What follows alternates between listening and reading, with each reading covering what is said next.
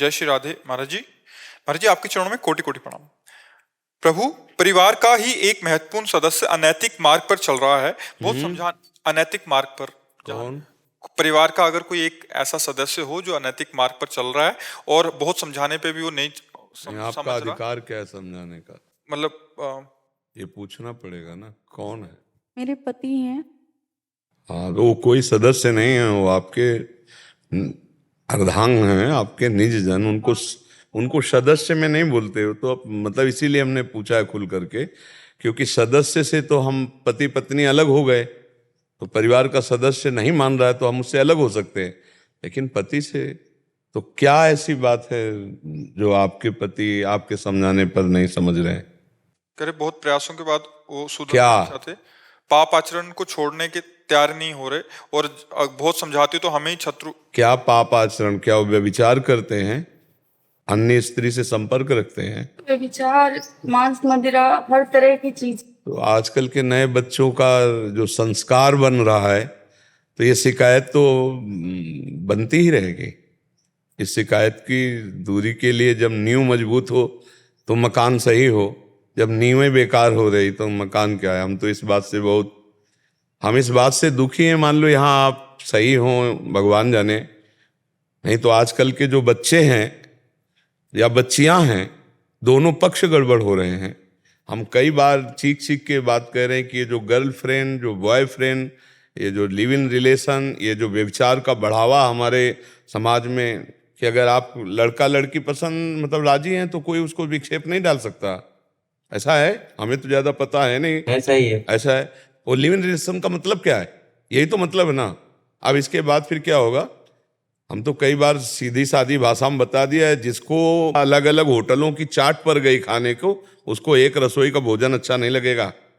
ऐसे ही हर इंद्री की बात है, जिसकी चाट लग गई व्यभिचार की, वो अपनी पत्नी से एक पत्नी व्रत या एक पति व्रत रह सके, असंभव। ये इंद्रियों का विलास है। ये इसी पापाचरण को रोकने के लिए हम बार बार प्रार्थना करते हैं कि आप इसे खिलवाड़ मत समझो, आप अपनी जिंदगी से मत खेलो, आप अपने चरित्र को दूषित मत करो। नहीं, अब बोलो क्या है? तुम जल रहे हो और वो शांत है क्या? जो पापाचरण करता है वो तो अशांत रहता ही है। कामनाएं उसको जलाती रहती हैं, भोगे हुए भोग की पुनः भोगने की इच्छा, तृष्णा, ये उसे जलाती रहती है। स्पृहा, कामना, तृष्णा, वासना, ये आग जलाए रहती है। वो कोई शांत है क्या? वो कोई तृप्त है क्या? वो कोई शीतल थोड़ी है। उसका भी हृदय जल रहा है, आपका जल रहा है। तो इसीलिए अब ज्यादा हो जाता है इसी में, तो फिर एक दूसरे के प्रति द्वेष भाव पुष्ट हो जाता है, या तलाक हो जाती है, या मारपीट हो जाती है, हिंसा में उतर जाता है खेल। तो इसीलिए हम बार बार मना करते हैं कि जो बच्चों का जीवन चरित्र बिगड़ रहा है, इस पर सुधार किया जाए। इस पर कोई ध्यान नहीं दे रहा है। इस पर अब वो व्यसन करते हैं, व्यभिचार करते हैं, गंदे आचरणों में उतरते चले जा रहे हैं। अब उनका तुम ब्याह कर दोगे तो चाहे बच्ची हो चाहे बच्चा हो, एक जगह कैसे रह सकता है? उसका बन चुका है, स्वभाव बन चुका है। एक जगह तो तब जब जीवन चरित्र पवित्र है उसका। मतलब पहले की बातों को मजाक उड़ाया जाता है, पर बहुत बढ़िया सिद्धांत से चलते थे। जैसे गांव के लोग जाके लड़का देखे आए, लड़की देखे आए। दूल्हा लड़का नहीं देख, वो लड़का लड़की नहीं देख सकता, लड़की लड़का नहीं देख सकता। घर वाले माता पिता ने पास कर दिया, ब्याह हुआ। वो उसी समय जब पाणी ग्रहण हुआ, उस समय देखा और आजीवन के लिए अपने पति को स्वीकार कर लिया। और ऐसे हम सब लोग ऐसे ही परिवार से तो पैदा हुए हैं। कोई पुराने जमाने में थोड़ी था कि लड़का लड़की मिल ले जाके या बात कर ले।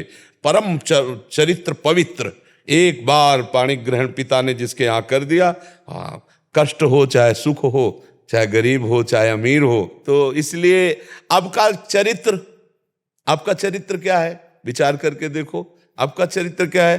बोले लव मैरिज हुआ, एक साल बाद लव मैरिज तलाक में बदल गया।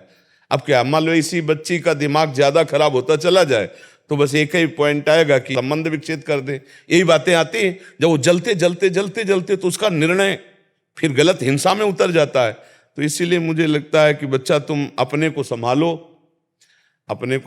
जब ज्यादा ऐसा लगे तो अपने जीवन को सुरक्षित रखो, अपने जीवन को सुरक्षित रख लो। सुरक्षित रखने का मतलब अपने पति का अहित भी मत करना, क्योंकि अगर तुम कानून के खिलाफ कोई कार्य करते हो तो तुम्हारा जीवन जेल में सड़ेगा। मान लो कोई भी हाथापाई करते हो पति से किसी भी तरह की, और मतलब अमंगल सोच करोगी तो भी अहित हो जाए। तो अगर आपका ना पटे तो आप अपने जीवन को सुरक्षित रख करके भगवत आश्रित चलाओ, गंदा जीवन मत करना। अगर वो नहीं संभलता है तो उसको हिंसात्मक दोषों में न उतरे। और दूसरा उपाय यही है कि त्याग कर दे। अगर कुमार्गगामी वृत्तियों वाला वो अपने को नहीं संभालता है, आप रोज जलो रोज बैठे, बहुत ये इसी की समस्या नहीं है। अब ऐसे जीवन कैसे नरक में जीवन होते हैं, तो अब इसलिए बहुत सावधानी के, इसीलिए हम कहते हैं अध्यात्म के बिना जीवन पशुवत जीवन होता है। देखो कितना प्यार है। अच्छा, चमड़े का केवल फर्क है, आकृति गोरा काला, ये चमड़े की केवल बात होती है। हृदय को कौन देखता है? अब वो हृदय से मान लो प्यार करे, और आप अपनी पत्नी को प्यार करो और बढ़िया सात्विक भोजन, तो एक परिवार कितना सुखद परिवार हो जाए। अब वो बेचारी देख देख के ये जल रही कि मेरा पति किसी और से प्यार कर रहा है, ऐसे गंदे आचरण कर रहा है, अब इसका जीवन अशांत, उसका इसीलिए हम कहते हैं बच्चों का जीवन, माता पिता से प्रार्थना करते हैं बचाओ अपने बच्चों का जीवन। ये गर्लफ्रेंड बॉयफ्रेंड रूपी ये जहर में ना फंस पावे, नहीं पूरा जीवन अपवित्र हो जाता है। फिर क्या होता है, लज्जा चली जाती है, मतलब हृदय की जो पवित्रता द्रवण क्रिया वो खत्म हो जाती है, क्रूरता में बदल जाती है। अच्छा, बच्चे ऐसे प्रवीण होते चले जा रहे हैं, बुद्धि से इतने प्रवीण होते चले जा रहे हैं कि अपने को समझ में नहीं आता कि इतनी बुद्धि होने के बाद ये इतने गलत कैसे कर रहे हैं। छोटे छोटे बच्चों में बड़ी प्रवीणता है, बुद्धि बहुत है, विवेक एक भी नहीं है। बचने का विवेक नहीं, फंसने का है, दूसरों को सुख देने का नहीं, दूसरों से सुख लेने का है। बहुत बुद्धि है, बहुत बुद्धि है, बड़ी प्रवीणता है। हम लोग मोबाइल खोलना आज तक नहीं जानते, आज तक मोबाइल खोलना हमें नहीं आता, क्योंकि हमारे समय मोबाइल था नहीं, जिंदगी में रखा नहीं, आज तक है नहीं। और इतना छोटा बच्चा हुआ है और हमें लगता है अगर मोबाइल रखता हो तो पूरा खोल लेगा, पूरा सब सर्च कर देगा, इतना बुद्धिमान है, इतना उनकी बुद्धि तीक्ष्ण है। तो अब यही मोबाइल और यही सब नष्ट कर रहे हैं। हमें इसीलिए प्रार्थना है, शराब मत पियो, मांस मत खाओ, पराई स्त्री से व्यभिचार मत करो। तुम्हारा मन केवल गलत कह रहा है कि किसी में और सुख है, जो तुम्हारी पत्नी में सुख नहीं है तो विश्व में कहीं सुख नहीं है, क्योंकि बना तो शरीर वैसे ही ढांचा बना है। थोड़ा विवेक का प्रयोग करो। प्यार में सुख है, जब जिससे हमें प्यार होता है उससे जब हम देखते हैं, उससे जब हम मिलते हैं तो उससे सुख लगता है। ये व्यभिचार में थोड़ी सुख है। पशुओं के, राक्षसों की बुद्धि लोग धारण किए।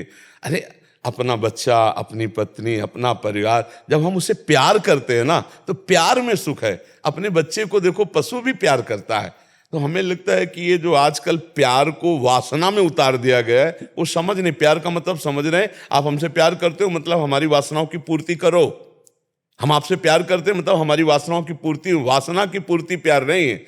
अपने को न्यौछावर करना प्यार है, प्यारे के सुख में सुखी रहना प्यार। अब ये कैसे लोग समझेंगे? तो हमारी तो यही प्रार्थना, बच्चा भगवान का नाम जप करो, जहाँ तक हो सके तहाँ तक चलाओ। जब ना चले तो कुछ क्रोध करके हिंसादि वृत्तियाँ ना अपने लिए ना उनके लिए, अलग अलग होकर अपना भजन करो।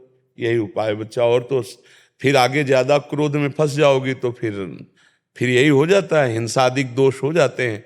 तो वो कार्य मत करना, नहीं तो जेल में सड़ना पड़ेगा, फिर तो जिंदगी और बर्बाद हो जाएगी। इसलिए बहुत अच्छे चलो, अच्छे बच्चे हो, नाम जप करो, धैर्यपूर्वक जब तक सह सकती हो तब तक सहती रहो। जब ना सहना हो तो भगवान से प्रार्थना करना, वो कोई मार्ग दिखा देंगे, फिर अलग जीवन जियो। लेकिन हिंसादि वृत्ति ना अपनावे, क्योंकि ये बहुत दुर्गति वाला है। परलोक में भी दुर्गति और यहाँ भी दुर्गति, इसलिए बहुत सावधानी से चले।